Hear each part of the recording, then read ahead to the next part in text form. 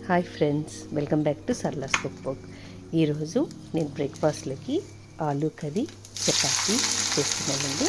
దానికోసం ఆయిల్ వేసుకున్నాను, కొంచెం ఆవాలు జీలకర్ర వేసుకున్నాను, పచ్చిమిర్చి ఉల్లిపాయలు వేసుకొని అది త్వరగా ఫ్రై చేసుకోవాలి. చిన్న మంట మీద మనం ఫ్రై చేసుకోవాలి.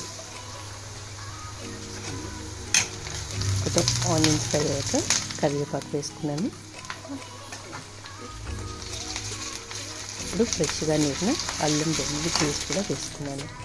అది కూడా పచ్చివాసన పోయేదాకా ఫ్రై చేసుకోవాలి. ఇప్పుడు కొంచెం పసుపు వేసుకొని ఆనియన్స్ మంచిగా ఫ్రై అయ్యాక ఫ్రై చేసుకోవాలి. ఇప్పుడు నేను ఆనియన్స్ వేసి కొంచెం వాటర్ వేస్తున్నానండి. వాటర్ వేయడం వల్ల మనకు కర్రీ అనేది టేస్టీగా ఉంటుంది. కొంచెం వాటర్ వేసి ఆనియన్స్ అనేది కొంచెం మగ్గనివ్వాలి. ఆనియన్స్ కూడా మెత్తబడ్డాయి. ముందుగానే ఉడికించి కట్ చేసి పెట్టుకున్న ఆలుగడ్డలు వేసేసుకుంటున్నాను. ఇవి బాగా కలుపుకొని సరిపడా సాల్ట్, కారం పొడి, ధనియాల పొడి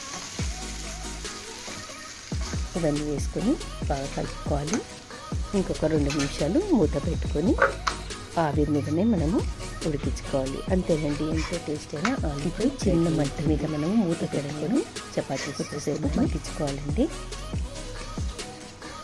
ఇప్పుడు ఒకసారి కలుపుకొని ఈ ఆలు కర్రీ చపాతీ మంచి కాంబినేషన్ అండి. అండ్ రసం, అన్నము, సాంబార్ అన్నంతో కూడా ఈ ఆలు ఫ్రై అనేది చాలా బాగుంటుంది. ఇలా సిమ్లోని మనం చపాతీ అనేది కాల్చుకోవాలి. 2 సైడ్లు ఆయిల్ అప్లై చేశాను.